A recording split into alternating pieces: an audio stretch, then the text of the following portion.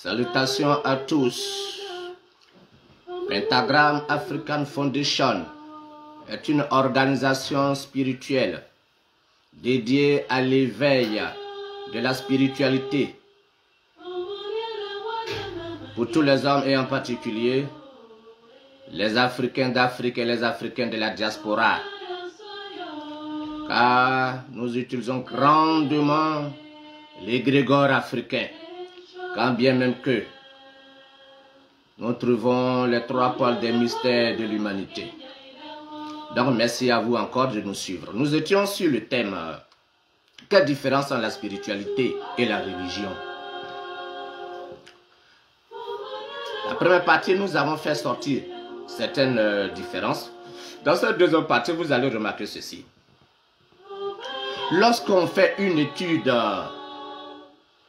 comparative des religions et des spiritualités, on retrouve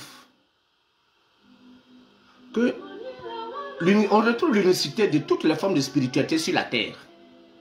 C'est vrai.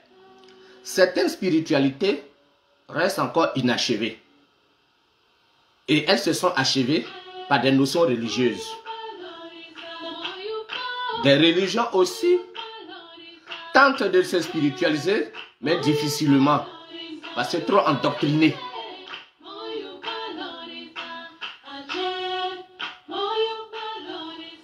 La spiritualité, c'est avant tout la prise de conscience que l'ineffable, l'éternel, l'immortel, le grand Dieu, qui est à la fois la grande déesse, qui est la mère universelle, je me le répète, est avant tout la prise de conscience que Dieu réside en l'homme. Et dans l'univers, naturellement, parce que nous sommes le petit univers dans le grand univers. Si vous tracez un grand cercle et vous circonscrivez un autre cercle à l'intérieur, vous avez le petit univers et le grand univers. L'homme est le petit univers, l'homme est le grand univers. Pardon, Dieu est le grand univers, l'homme est le petit univers. C'est comme si vous voulez connaître, vous voulez faire une étude sur la mer, sur l'océan. Sagement, vous prendrez un verre d'eau salée, de mer, naturellement un verre d'eau, que vous allez étudier. Si vous découvrez que cette eau est salée, vous en déduirez que l'océan qui est là-bas, la mer donc, est aussi salée. Si vous connaissez les substances chimiques de ce qui est dans le verre, vous connaîtrez les substances chimiques de ce qui est dans l'océan. Si vous connaissez la nature fondamentale de l'être humain, homme connaît toi-même. Vous connaîtrez la nature de la divinité universelle et infinie. De la connaissance du soi intérieur, nous connaissons l'éternel Dieu. Voilà la spiritualité. Cela se fait par l'enseignement que l'instructeur vous donne.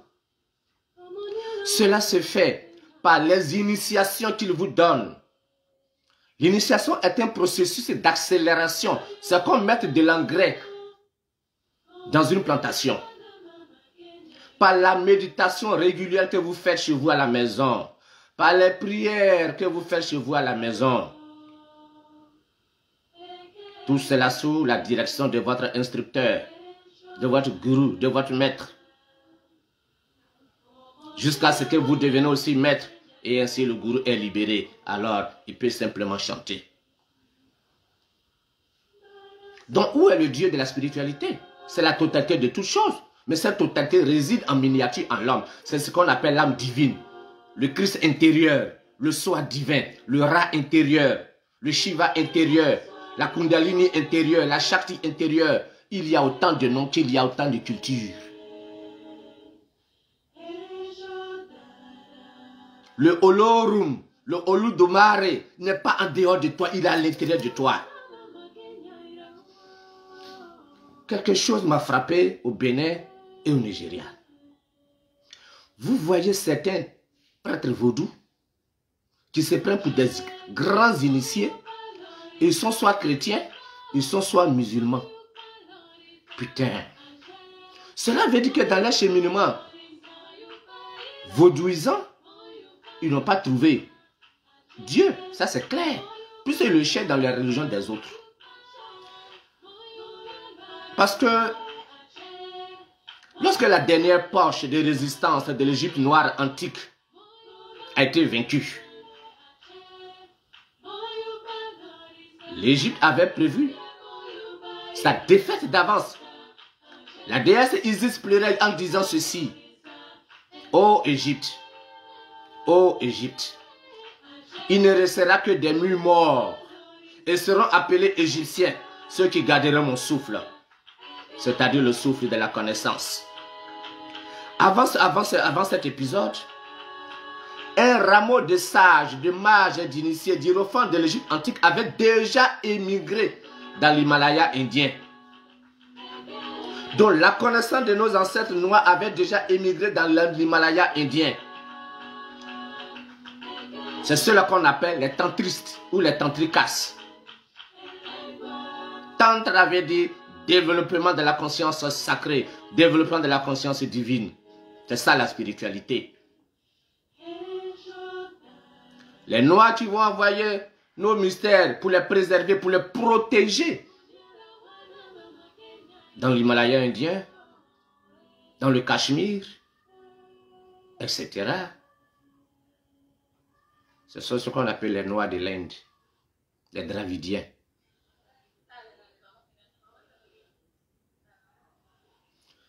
Un autre rameau, après la défaite, s'est dirigé en Afrique de l'Ouest, qui a donné l'initiation des Yoruba, qui ont été perpétués par la langue Yoruba, Yoruba qui est situé au Nigeria, la langue parlée au Nigeria, il a d'autres dialectes, certes, et qui ont oublié les grandes clés de la spiritualité antique. Dieu est désigné Oludumare. Et il est considéré comme étant loin de l'être humain. Par conséquent, il envoyait les vaudous, c'est-à-dire les anges, les génies, pour collaborer avec l'être humain. Il n'est pas loin. C'est ton âme divine toi-même, qui est l'âme divine de l'univers infini. Et je le répète toujours, l'univers est divin, l'univers est mental, l'univers est astral, l'univers est physique, l'homme est divin, l'homme est mental, l'homme est psychique, donc astral, et l'homme est physique. L'infiniment petit est identique à l'infiniment grand. L'homme est identique à Dieu. Parole des sages. Dire que l'homme est identique à la divinité universelle ne veut pas dire que l'homme est égal à la divinité universelle. Ne confondez pas en spiritualité l'identité et l'égalité. L'être humain est identique à la divinité universelle. La divinité universelle danse perpétuellement dans son cœur. L'homme n'est pas l'égal de la totalité, car l'homme est la miniature. Le verre d'eau que vous avez puisé dans l'océan possède toutes les propriétés psychiques et spirituelles de l'océan. Mais sur l'océan, il y a des bateaux. Dans l'océan, il y a des poissons, des crabes, des serpents, etc. Mais dans votre verre d'eau, il n'y a pas de crabes, il n'y a pas de serpents, il n'y a pas de bateaux. Mais ce sont les mêmes propriétés spirituelles et psychiques. Ne confondez pas l'identité de l'homme et de la divinité universelle avec l'égalité. L'enseignement d'un maître qualifié, l'initiation qu'il vous donne, les bénédictions qu'il vous donne,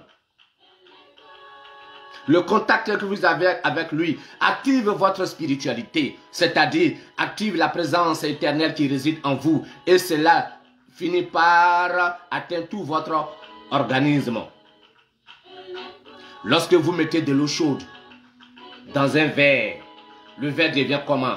Le verre devient chaud. On dit le verre est chaud parce qu'on a mis de l'eau chaude. Lorsque vous activez la divinité en vous, votre esprit, votre âme et votre corps deviennent comment? Ils deviennent sacrés. Et alors, toutes les manifestations de Dieu dans l'univers, que vous appelez les archanges, les anges, les ceci, les cela, les démons, patati patata, vous tiennent en respect. En respect. Parce que quand ils vous voient, ils ne voient que la divinité personnifiée en vous. Les ignorants, tout religieux, cherchent à adorer le son, qui est le Verbe, qui est le Christ. Quelle est cette ignorance? Le Verbe, le son, le Christ, votre nature fondamentale. Ils font des prières ridicules dans le style de « Oh Seigneur, que ton nom soit sanctifié. » Toi, tu es qui pour sanctifier le nom de Dieu? Toi, tu es qui? Lui ne peut pas sanctifier son... C'est toi comme ça là, qui vas sanctifier le nom de Dieu? Ce sont des mauvaises traductions faites. Ce n'est pas Seigneur, que votre nom soit sanctifié. C'est Seigneur, que votre nom soit réalisé par l'être humain. À la place de réalisation, ils ont une sanctification. Toi, tu es qui pour sanctifier le nom de Dieu? Toi, tu te prends pour qui? Parce que tu es un prêtre, tu es un imam, tu es un petit chrétien, tu as une bonne mémoire, tu connais la Bible par cœur et tu peux faire jubiler cela, alors on va te faire passer un master ailleurs. Qui vous êtes pour sanctifier le nom de Dieu? Seigneur, que ton nom soit sanctifié, que ta volonté soit faite. Vous connaissez la volonté de Dieu? C'est que tu le réalises dans ton cœur, dans le cœur immortel de ton âme. C'est là sa demeure, c'est là son véritable sanctuaire, c'est là sa véritable Kaaba, c'est là sa véritable église, c'est là sa véritable mosquée, c'est là son véritable temple. Tous les noms sont d'ordre culturel. Recevez l'enseignement du Pentagram African Foundation et vous serez libérés. Les religieux vous promettent un paradis après la mort, un jugement dernier. Ça n'existe pas. L'infini n'a pas de tribunal. Ah, quand vous serez en haut, donc il n'est pas en bas celui-là. On appelle cela des égrégores. Nous allons débattre de tous ces sujets. Le Jésus des chrétiens est un égrégore. Le Allah des musulmans est un égrégore. Le Shiva des hindous est un égrégore. Le Krishna des hindous est un égrégore. Le Bouddha des bouddhistes est un égrégore avant tout.